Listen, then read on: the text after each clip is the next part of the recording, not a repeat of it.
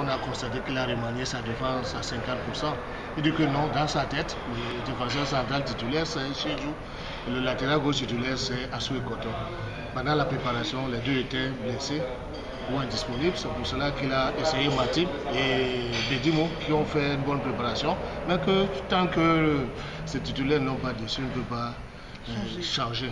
Et donc, non, il est resté dans le même schéma théorique, à savoir 3 milieux de terrain et 3 attaquants.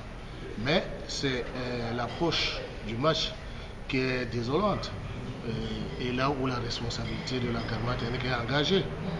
Si vous avez observé les deux attaquants excentrés, à savoir Choupo-Moting et Mukanjo, ont passé le temps à défendre. Et à défendre trop bas. Choupo était pratiquement un deuxième latéral gauche qui marchait sur les pieds de Assoui Koto.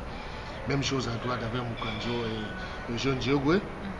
Et donc, comme quelqu'un d'autre a dit avant moi, je crois que c'est Nicodème Bouza, on se serait attendu que ces joueurs qui se sont épuisés dans un rôle qui n'est pas le leur, ce sont des attaquants, ce ne sont même pas de milieu du couloir. Qu'au moment où le Mexique marque le but, on a quand même déjà fait une heure de jeu, il reste une demi-heure de jeu. N'importe quel entraîneur au monde le plus médiocre pourrait réagir à cet instant. Non, le nôtre est resté quoi? Il a attendu 20 minutes pour venir encore déstabiliser son équipe parce qu'il casse encore le milieu de terrain qui était déjà fragile. En arrivant à Alexandre Son pour mettre qui Chilwebo. Donc lui seul et ceux qui le font confiance lui trouvent des qualités à ce moment-là. Tout comme il a remplacé le jeune Diogo latéral droit à la mi-temps, on ne sait pour quelle raison, pour mettre ce qu'on appelle le Camerounais Sondolène, que là aussi, qui a été incapable de faire un seul centre de qualité, même s'il a été plus ou moins bon défensivement. Donc on estime qu'il a été plus présent que le jeune Diogo? Il n'a pas été présent. Et je trouve qu'il a contribué à déstabiliser davantage l'équipe, parce qu'au moment où on revient des vestiaires, c'était pour porter le danger vers le camp adverse. Le staff technique a été clair dès le départ, il faut faire une bonne entrée, c'est-à-dire gagner le premier match. Et tout le monde s'attendait à ce qu'on gagne le match. Maintenant, on réussit à faire 0-0 après avoir été dominé au cours de toute la première mi-temps. Quand on revient en deuxième mi-temps, on n'a pas immédiatement senti le changement, même si les Lions ont plus porté le ballon. Mais la principale différence technique, c'est que le pressing n'était pas haut.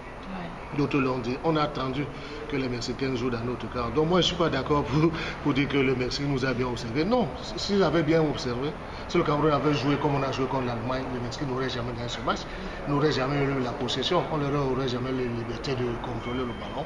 Mais on n'a pas retrouvé l'équipe du Cameroun qu'on a vu ces dernières semaines. Et ça, c'est la responsabilité de M. Volker qui refuse de l'assumer, mais qui sera obligé de s'ajuster mercredi contre la Croatie. En tout cas, on l'espère.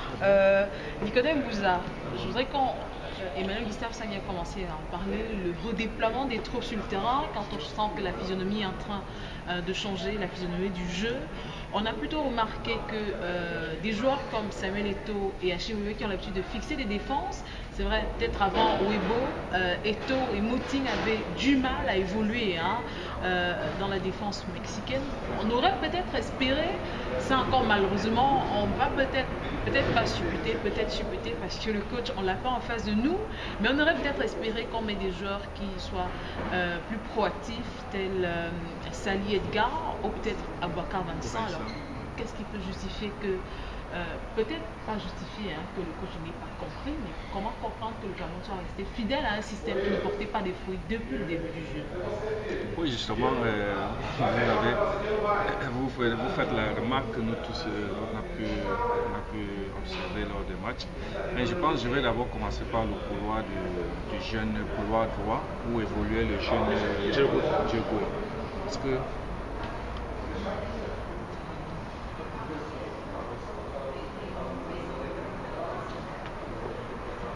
oui, le couloir où évoluait le jeune Diogo. Je pense que je ne sais pas ce qui a poussé son remplacement, parce que je pense lors de 45 premières minutes, il évoluait bien, mais subitement on a constaté que le coach a fait un remplacement qui me semblait pour moi n'était pas normal. Et sur le plan offensif, je pense que On a vu Aboubakar Vincent faire.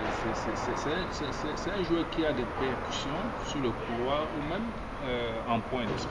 Et ces derniers matchs de préparation, on a vu aussi le jeune Moukanjo. Mais le match, au début, vers les 35 premières minutes, Moukanjo n'était pas vraiment dans son assiette. Et le coach devait directement jouer à son remplacement. Donc, par rapport à Tchipo ou à Samuel Eto'o, bon, lui seul sait pourquoi il a maintenu les deux jusqu'à la fin de la rencontre. Donc, moi, je voudrais dire que les Choupo-Moting et Moukanjo ont été les joueurs offensifs les plus en vue pendant la phase de préparation et dans la fin de saison, dans leur championnat respectif. Les gars étaient en forme, mais c'est l'entraîneur qui les a brûlés, qui les a brigadés dans un système défensif inutilement prudent.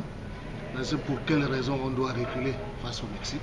Et si on recule devant le Mexique, qu'est-ce qu'on va faire devant la Croatie? Qu'est-ce qu'on va faire devant le Brésil? Et donc, je crois que le Volker Finguesser est totalement bourré dans ce match-là. Il n'y a rien d'autre à dire. Il faudrait qu'il se rajoute. Maintenant, par rapport aux joueurs, il y a eu aussi une défense du milieu de terrain. Bon, mais ça, c'était prévisible. Quand on a ces trois milieux-là sont défensifs et n'ont jamais le tempérament de créer le surnom en attaque. Ils jouent latéralement, ils se donnent les passes, ils récupèrent bien, ils contrôlent, ils ne perdent pas beaucoup de ballons. Mais ça ne suffit pas. Dans le football moderne, il faut créer le danger, il faut surprendre l'adversaire. Donc les milieux défensifs, de temps en temps, doivent se projeter vers l'avant, faire des frappes ou bien faire des incursions, comme on a vu sur un contre-attaque avec Stéphane Bia. Mais il faut multiplier ce genre d'occasions. Il ne faut pas que ce soit épisodique. Donc les joueurs eux-mêmes étaient timides. Je crois qu'à leur niveau, il faudrait qu'ils se ressaisissent aussi. Qu'il ait plus de gnaque. Je n'ai pas vu l'esprit lion. Quand un lion est blessé, il doit se révolter. Je n'ai pas senti la révolte.